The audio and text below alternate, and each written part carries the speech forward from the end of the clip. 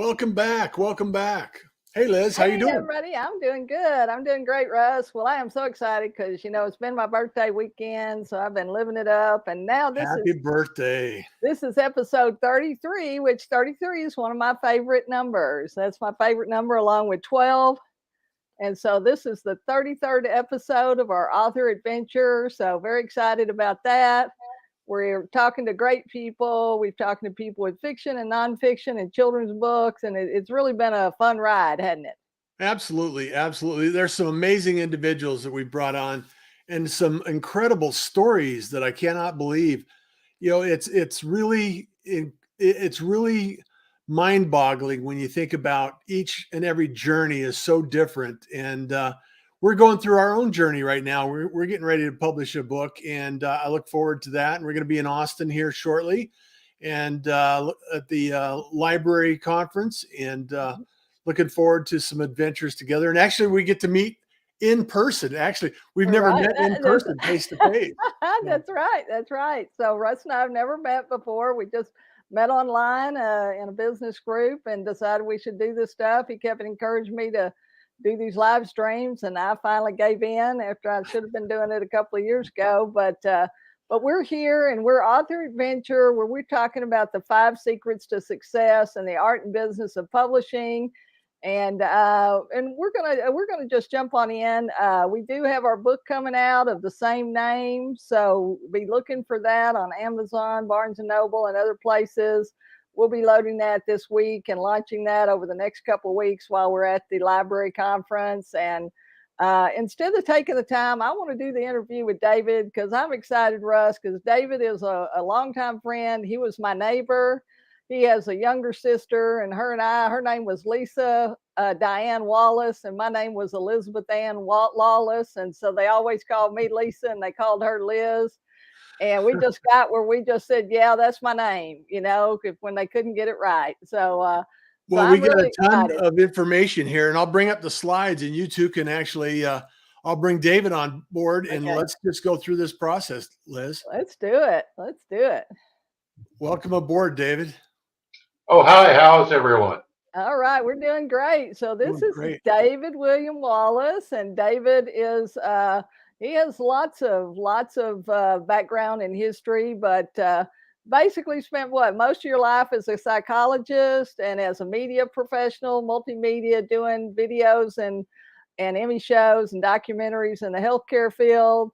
Then when you retired, is that when you started writing, or that's kind of how we always start? How did you start your writing journey, your author journey? Well, after I retired, I had an idea about books and writing books I wanted to write for a long time. So Uh-huh. it took me about 4 years to write Paradis Rue, and it was all because of things that had happened to me in my life, Uh-huh. and I really was able to spend the time that it takes to write it. Like I Right, say, and to do it right too. Yeah, because that's the thing, you've got to understand the background and the research and the characters, because you want it to be real for people. And I think apparently, I've read through some of the reviews, and you were able to do that. So well, uh, that's very exciting.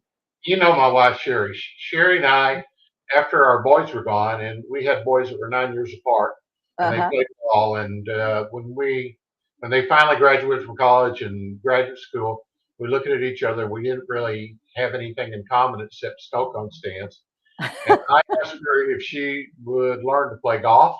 One thing for me, and she Uh-huh. asked me if I'd learned about French Impressionist art because she's Oh, okay. a painter and loves to paint. Right, right. Fabulous painter. As a psychologist, I studied French Impressionist arts for about 10 years. So we went to every major museum in the world and Uh-huh. learned to love it. And Yeah. so it gave me an idea about a book to write, a Uh-huh. historical fiction book about French Impressionist art. And by the way, Sherry's a pretty good golfer. Pretty good golfer too. I know I've been trying to get y'all to come to Dallas and play golf with me here, but because y'all are over there in Georgia, so they're over in Georgia now, and They've got a lovely son there, Stephen, and his family, and so I know you enjoy spending time with the kids. And David's in Phoenix, or where's he at? New Mexico or somewhere? I'm sorry. Davy, where's Davy? Davy's He's in Phoenix. It's the same in place Phoenix. Russ is. Yeah, so I was thinking he was in the same place Russ is. So that's great. Well, I think Russ is going to put up some slides for us, and we'll just walk through these a little bit. So this is a little background stuff. I kind of I don't know where you got that one. That's was my wife and I both were from Texas originally, as Liz said, and in fact, one of my great uncles was a Texas folk hero. yeah, that's Bigfoot Wallace, one of the first Texas Rangers. So that's right. me, like a Texan. That's great. So yeah, so I'd like to show that photo there, and then and David actually went to school, and then like many guys his age, he got drafted, and so he was in the service. But before that, this happened right before that, didn't it? Yeah, I was at the Kennedy assassination, and Yeah, which that's is me at Love Field. uh-huh. If you look down close to where the officer is, you'll see President and Mrs. Kennedy. Right, right. And then we followed the motorcade over to Parkland Hospital, and I was at Parkland Hospital after the president was assassinated, and was actually close enough to reach my hand down and get a rose from out of the Wow. limousine. So I've testified now at the Sixth Floor Museum, been flown out and done oral histories. It was quite a thing to happen to a 17-year-old kid. Right, for sure, for sure. Well, my rodeo cowboy that I work with, he was one of the first 8 African American in the Presidential Honor Guard with Mr. Kennedy. And so he has these great stories about John, where John had him move to the end of the row so he could walk down and stand there while they folded up the flag and talk to Cleo, because he was so interested in rodeo and cowboys in Texas.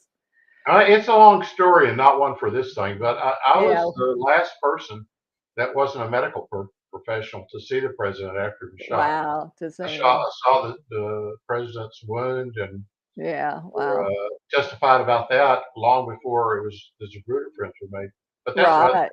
different story. Yeah, well, we'll talk about that some other time for sure, because I'd be interested in that as well. So here y'all are. This is you're going off, I guess, and there's your lovely wife Sherry. I went to Artillery OCS, and this is the day I graduated, and then I got a branch transfer into nuclear missiles. Right, that's so right. I was a nuclear missile commander. Well, that's kind of a I don't know if that's a scary thing or a good thing. I'm glad somebody and I love this picture because you had a book in your hand. Of course, I always had a book in your hand. I think you were probably always a little bit like me, always studying and wanting to learn something new, weren't you? Yeah, I was, and this picture I sent home to Lisa from OCS. So and Sherry. So yeah, I've always been studied and got really deep into things I got into. Right, for sure. So great fun. For me when I was young. In uniform there, and then you got out and you went back to school, right, and got your master's and your PhD and stuff in psychology. Is that right? In fact, I'm still licensed in the state of Texas. I've been licensed as a psychologist now since 1979. Yeah. Do you think that helped you write? Do you think that helped you understand characters better and develop characters more? Yeah. Yeah, in especially in the Paradis Rue book, because the French Impressionist artists were a weird sort and really interesting. Yeah. So, well, of course, you know why I threw this picture in here, because this is all the family, and I loved your David's mother and dad. His dad Bill and his mom Ruth. I would come out the door, and all I ever said was, "Hey, baby, how you doing today?" I heard that. If I heard that 100 times, I heard it 1,000 times. But they were the best people in the world. And your mom, always taking care of all of us, inviting us in to eat, drink, and we get in trouble somewhere else. We could come to your house, and we didn't get in trouble. Well, she was a dear, sweet person. She was something else for sure. Daddy was cool too. Yeah, your brother Rick there, and your sister Teresa there, and That's my company. There's your studio thing. I wanted to throw that in, and we'll talk about that maybe a little bit toward the end because I do want to talk about the book here mostly. But like you say, you've been in the television business. You won some Emmys, some awards, and what was 437. that like? I What did was 437 productions, either as an executive producer, and directed a few tellies. And uh-huh. uh, uh, my biggest award was for the Academy of Motion Picture Arts and Sciences has a division for Oscars for medical films. For And medical films? Yeah, I- that's right. Great. Yeah, and that was with Florence Nightingale. That was a yeah, documentary on that was, Florence Nightingale. Okay, right. And I love this. So, and if anybody ever comes to our house, these things weigh a ton. I could beat them over the head with them. that's right. You don't have to worry about criminals. You got your weapons ready. I think at our house it was a baseball bat, of course, because Daddy was a coach, baseball coach. But yeah. So when you were writing the book, did you kind of always had those characters, or do you outline, or do you just journal, or how do you do Well, no, it? I would really, so I've been teaching all my life, and I really like doing outlines and doing mind maps. Right. Uh, Okay. I mind mapped this story out uh, Okay. Fabulous. for a Wow. Yeah. long time, and then I knew what was going to happen, and all I did, it's like it was in my head. All I have to do is write it. Fill it in, yeah, fill it in. And so this is wonderful. This is Davy, your oldest son, his family. I just wanted to throw some family pictures in, and then I guess I think Stephen and his family coming up next. And That's my daughter-in-law, huh, Raina, and my son Stephen and David, and that's Anderson. He's now 13. This is pretty old. yeah, these are older folk That's pictures. Sherry. But I don't want to leave her out. yeah, so I just wanted, like you say, to get a few of those pictures in, and then we'll get to the Impressionists. And there's our That's my other other son, Stephen, and Kelly, his wife, and our twins, Amy. yeah, the twins. That's great. That's great. Is she doing better? Is she doing okay? She's still in the hospital. She's doing okay. This is my brother and two sisters. You Yeah. know, Lisa, of course. My other sister's Teresa, and my brother Rick. Right. So, I'm so the great. oldest and the biggest. So we've had a long family relationship here, and so these are just a few candid photos. Everybody having a good time, and Yeah, that's what we like to do here. And we want people when they take their author journey to enjoy it. Not to get stressed out, not to get overwhelmed, not to be struggled, because it should be fun. yeah, Because most of the time it's something you're going to live with for a while. And that's what we tell people too. They say, what should we write about? Write about something you enjoy, like you yeah, say, art or impressionists or nightclubs yeah. or golf or whatever it happens to be. Because when you write a book, like I've got one book I've had for 30 years. Well, I still sell that book. The other one I've had for 10 years or 15 years. And then I've got a couple that are just a couple of years old or 6 months or 3 months old. But once you've got that book, it stays with you. And so you want to enjoy it. You don't want to spend the time and energy and effort and on something that you don't really like. I don't know why anybody would do that. So, Yeah, but this is a graduation, and these are in-laws and my brother Rick's wife, in-laws and outlaws and his all kinds. daughter. It's everybody. Everybody. It looked like that was everybody there. So yeah, and then nice here, a little bit of picture of you and Sherry, because so where y'all live in Lake? I bet Russ knows this place. It's up in Austin, up on top of the hill, down B Caves Road. Yeah, looking down that we're gonna, like you say, we're gonna be there in Austin for the library conference that's coming up. Each state has a big library conference, and that's one of the places. If you're watching and you're listening today, we want you to know that distribution. Everybody thinks of libraries and schools, but there's a lot of other places that you can sell your book, and so we always try to talk about that as well. And military, a lot of times, Dave, people don't think, but the military buys books. They have commissaries. They have lots of things that they have. And then colleges and universities, I'm sure that y'all had speakers come in at the different universities that you worked at. And so all of those are opportunities if you have a book that's compelling and that can teach people something. And there we are. Yep, there's David and Sherry, and so you got your book framed. I love that. Well, that actually is an original piece of art. The publisher wanted to produce the cover, and I said no. I mean, my wife is a French Artist, right? painter, and so she painted the cover, and then Uh-huh. she, several other pieces that. Uh-huh.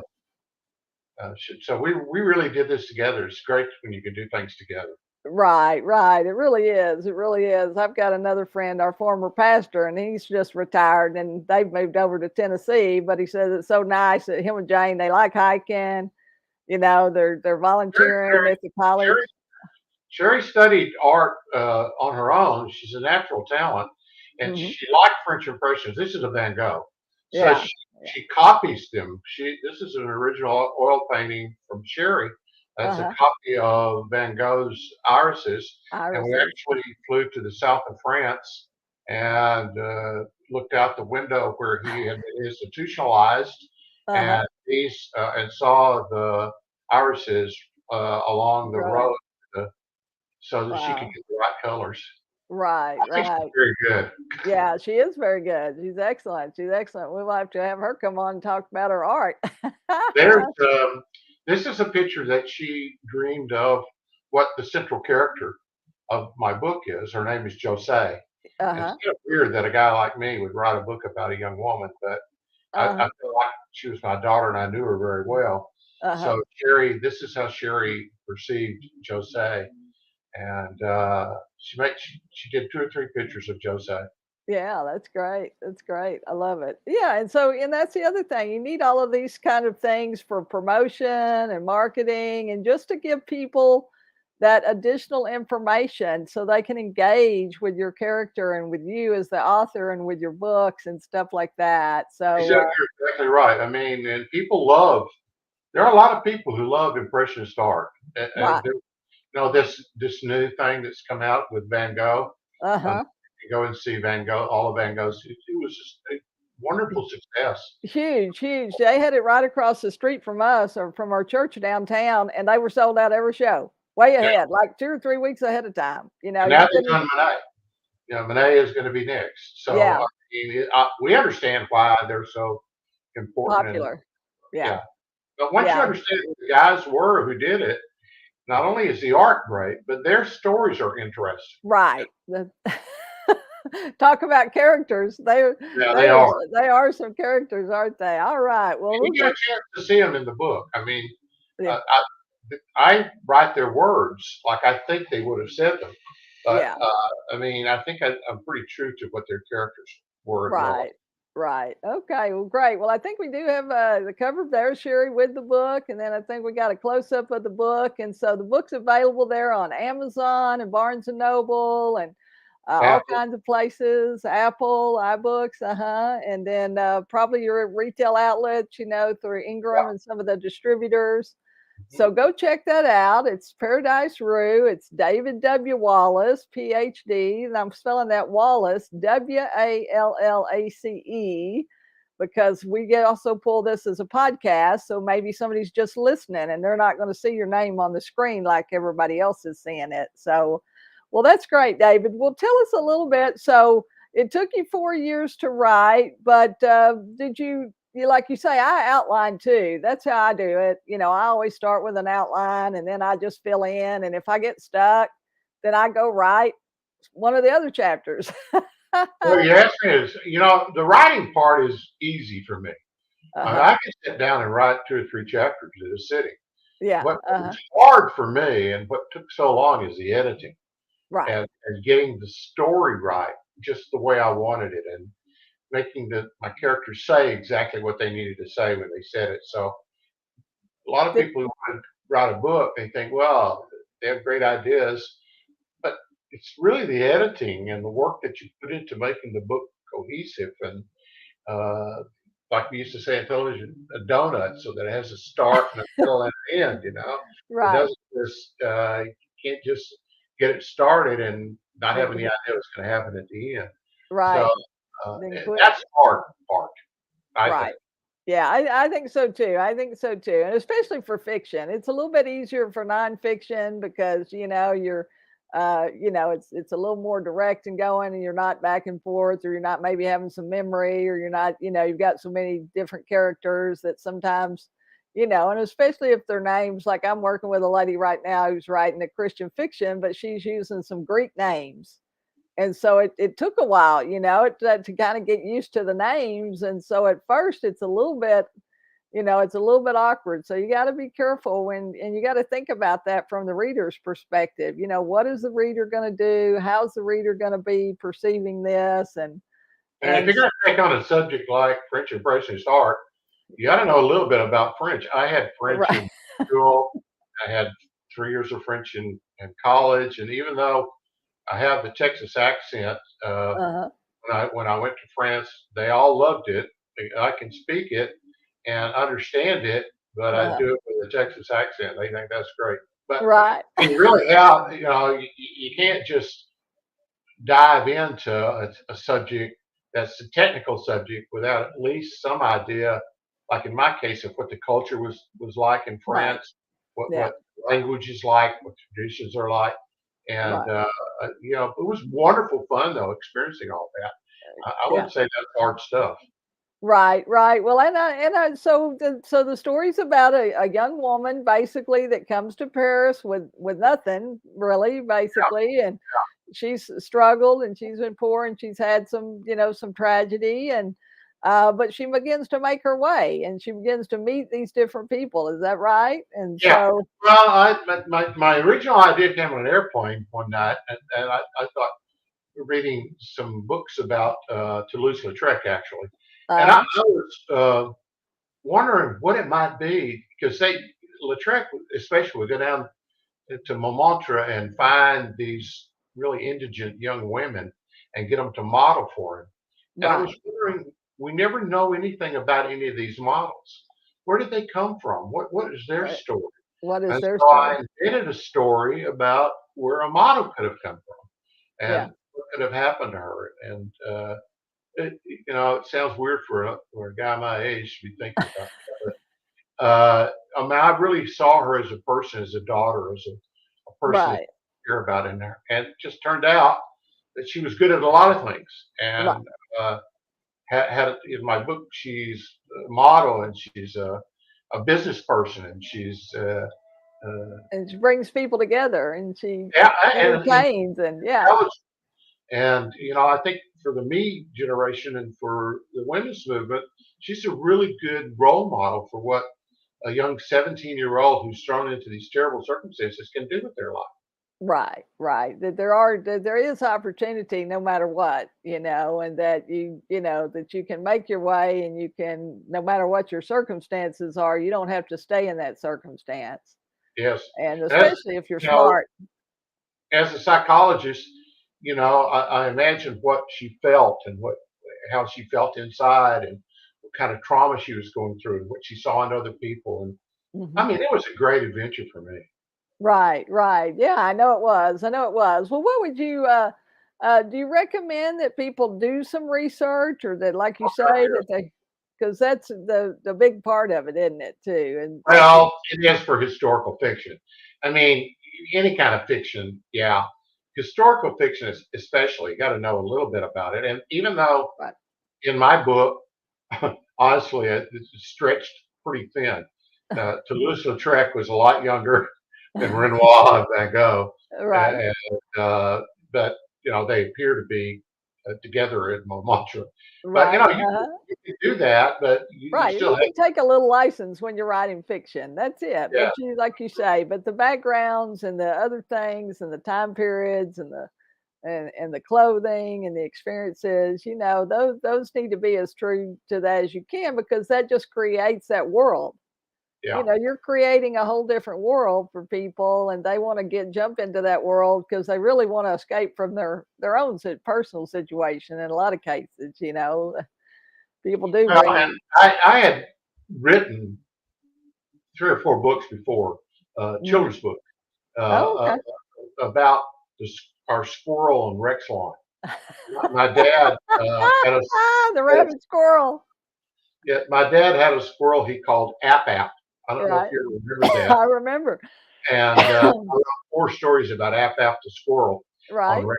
Rexon. And that's what I stuck my toe in the water, uh, doing that. And then my kids and grandkids loved them. And Right. then Yep. I never did anything with them. But Well, we now ought I'm to do writing. some. We ought to do something with those books. Well, I might send you one and let you look at it. You might enjoy it since you know App App and you know my dad. Yeah, yeah, You that's probably had great. App App in your yard too. We did. Yeah. His he name would is he would just run over the fence back yeah, and forth. And App App, and his wife was Chi Chi, and he had 2 kids, Woo Woo, and I love it. I damn it. love it. Anyway, and now I'm writing a book that's more what you might expect. The book I'm writing now is about being overseas in Korea during the Vietnam War, and it's a comedy. So Okay. Okay. yeah, Yeah, so that's great. I'm having a great time doing that. It's completely different. Well, and I'm telling you, I know that people have asked you, is there going to be a follow up to Paradise too, Rue? I And have, and I have a great idea, and I have a story, and I think he's going to bring Josay to America, and uh she's going to meet Rodin and get into sculpture, and she's going to wind up in San Francisco at the Palace of the Legion Fine Arts. But once again, right. I got to one thing at a time. I don't know if I might live long enough to do this. Excuse I me. have had a lot Yeah. of people wanting because I Right. kind of left José on a road going home with a child and no future.